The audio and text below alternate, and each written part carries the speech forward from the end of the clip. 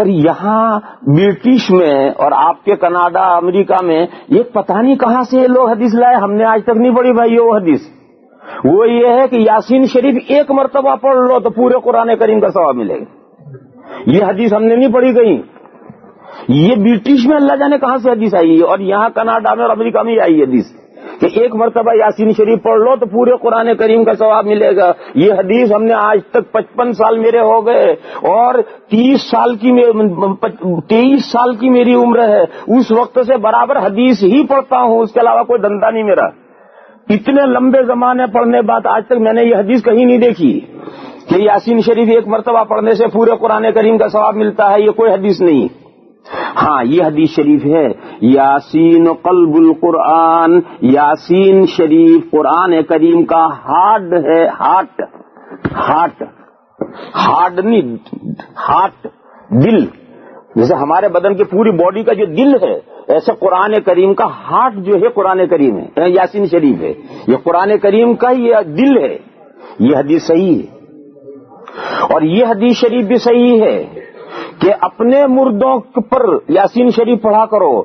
اپنے مردوں پر یاسین شریف پڑھا کرو. اس کا مطلب یہ نہیں ہے کہ جو مر کر قبرستان میں لیٹ گئے جا کر ان کے لیے جمعہ کے دن یا سنڈے کو پڑھا کرو.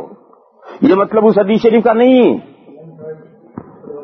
اپنے مردوں پر یاسین شریف پڑھا کرو اس کا یہ مطلب نہیں ہے کہ جو قبرستان میں وفات پا کر لیٹ گئے ان کو ایصال ثواب کرنے کے لیے یاسین شریف پڑھا کرو. یہ مطلب اس کا نہیں. اس کا مطلب کیا ہے؟ اس کا مطلب وہ ہے جو دوسری حدیث شریف کا ہے کہ لقنوا موتاکم لا الہ الا اللہ. اپنے مردوں کو لا الہ الا اللہ کی تلقین کرو.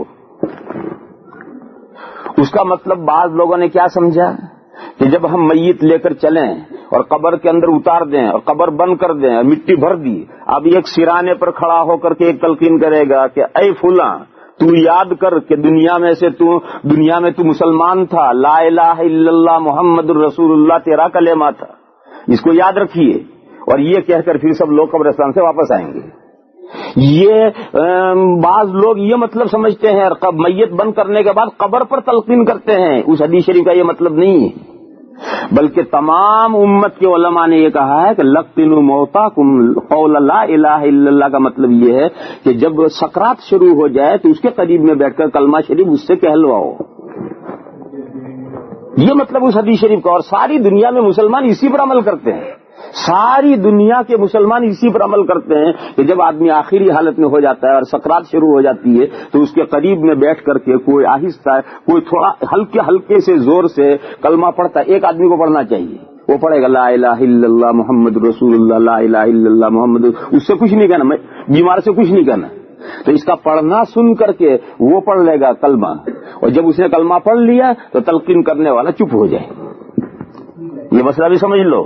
تلقین کرنے کا طریقہ یہ نہیں ہے کہ بیمار کے پاس میں بیٹھ کر کئی آدمی زور زور سے چلا کر کلمہ پڑھنا شروع کر دیں. یہ طریقہ نہیں. بیمار کے قریب میں ایک آدمی بیٹھے اور بیٹھ کر کے وہ کلمہ پڑھے، اور اس کا کلمہ سن کر جب بیمار کلمہ پڑھ لے زور سے اور یہ سن لے کہ اس نے پڑھ لیا تو بس اب چپ ہو جانا ہے. اس کے بعد جب تک وہ زندہ رہے گا اس کا آخری قول وہی لا الہ الا اللہ ہو گیا. ہاں کوئی دنیا کی بات بولے، مجھے ذرا استنجا کرا دو، مجھے پیشاب کرا دو، میرے نیچے تکیہ رکھ دو، ارے مجھے تکلیف بہت ہے دوا پلا دو، ایسی کوئی دنیا کی بات بولے تو اب پھر دوبارہ کلمہ تلقین کرنا ہے. لیکن اگر کوئی دنیا کی بات نہیں بولتا ہے، اللہ اللہ اللہ اللہ کرتا رہتا ہے تو کوئی حرج نہیں. وہ لا الہ الا اللہ جو اس نے پڑھ لیا وہی آخری کلام ہے.